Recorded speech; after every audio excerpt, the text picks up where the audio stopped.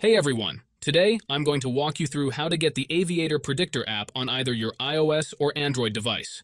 As you can see, I'm using my iPhone here and I've already got the app up and running smoothly. The best part? You don't need a computer. There's no need to jailbreak your device or anything complicated like that. The whole process is super easy, straightforward, and it shouldn't take more than 5 minutes. So if you're ready to get this app on your device, just keep watching this video. Before you can use this method, there are some settings you need to change.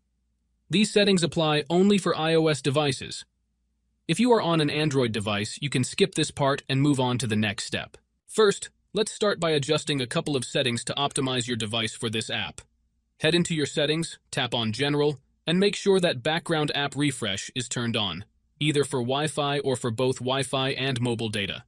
This ensures the app can run smoothly in the background. Next, swing by your battery settings and switch off low power mode. This feature can slow down your device, which we definitely don't want happening. With these two settings tweaked, you're all ready to move on to the next step.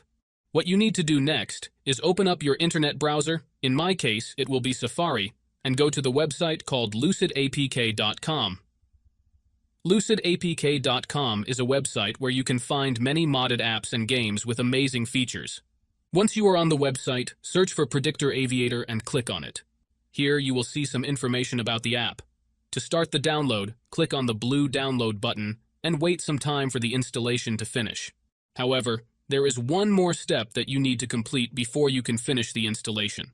This step may vary depending on your device model and operating system, and usually involves some pretty simple steps.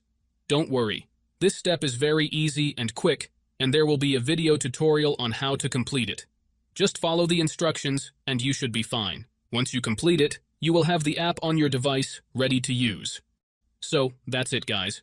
If you enjoyed this video, make sure to leave a comment, like, and subscribe. Thanks for watching, and see you next time.